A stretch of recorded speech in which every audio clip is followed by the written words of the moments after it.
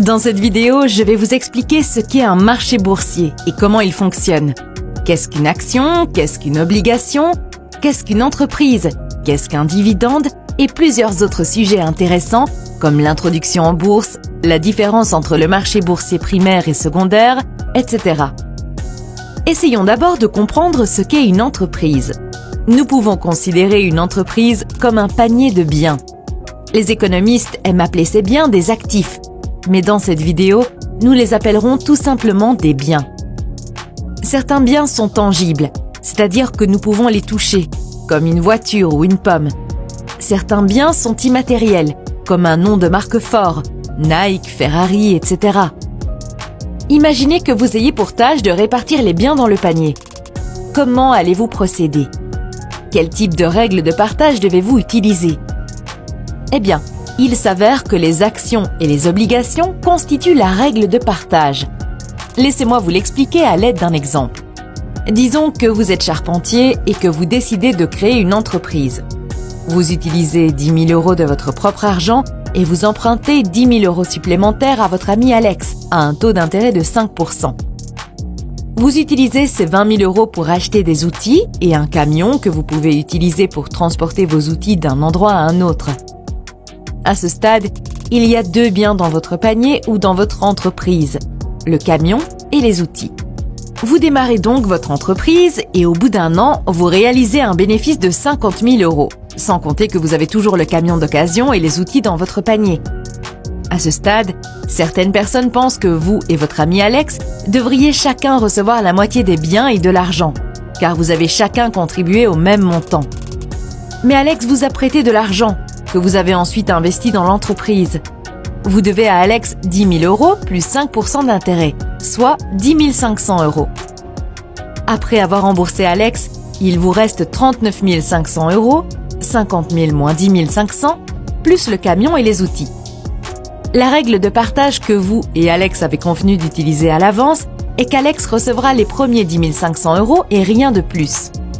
Vous ne recevez rien jusqu'à ce qu'Alex soit entièrement payé, puis vous recevez tout ce qui reste.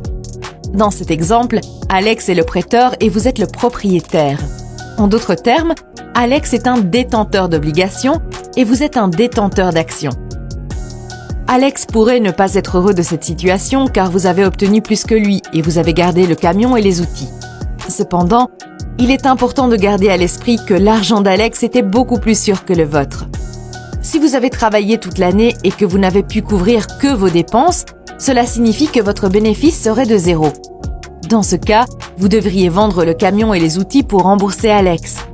Comme le camion et les outils sont utilisés, vous devrez les vendre à un prix inférieur au prix d'achat initial, ce qui signifie que vous obtiendrez moins que ce que vous avez investi initialement.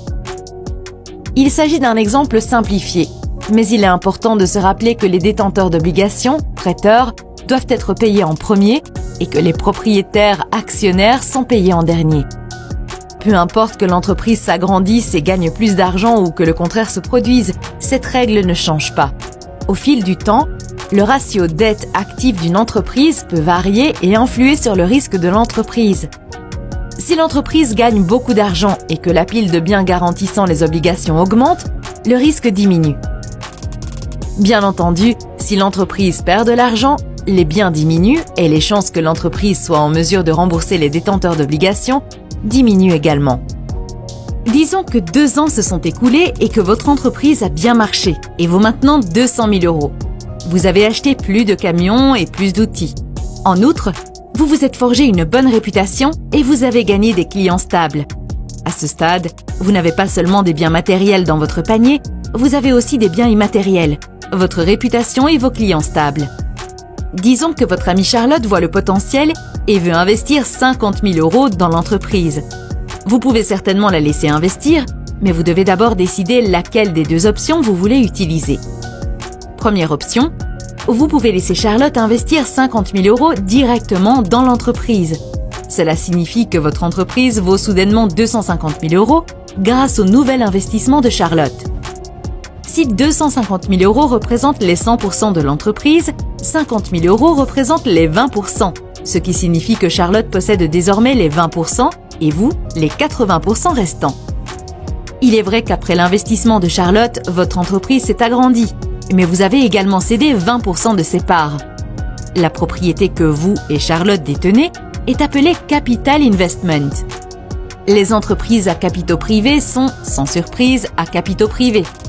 Cela signifie que dans la plupart des cas, l'entreprise appartient à ses fondateurs et à un groupe d'investisseurs privés. Une entreprise publique, en revanche, est une entreprise qui a vendu tout ou partie de ses actions au public par le biais d'une introduction en bourse. Je vais vous expliquer ce qu'est une introduction en bourse dans quelques minutes. Parlons maintenant de la deuxième option qui s'offre à vous. Disons que vous ne voulez pas émettre de nouvelles actions et agrandir la société. Dans ce cas, vous pouvez toujours laisser Charlotte investir en lui vendant vos propres actions. Voici la partie délicate. Dans cette option, l'entreprise ne perçoit pas de nouveaux fonds. Au lieu de cela, Charlotte vous donne 50 000 € et vous lui donnez 25% de la société. Je suis sûre que vous vous demandez pourquoi Charlotte obtient 25% des parts maintenant, mais 20% dans la première option avec le même investissement de 50 000 €. La réponse est que l'argent de Charlotte vous revient personnellement et que vous lui donnez une partie de vos actions existantes.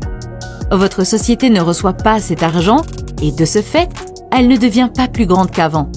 Cela signifie que 50 000 € valent 25% des parts puisque la valeur totale de l'entreprise est restée à 200 000 €. Dans les deux cas, vous renoncez à une partie de la propriété de l'entreprise. Cependant, vous n'êtes pas obligé de vendre une partie de l'entreprise pour en tirer des liquidités.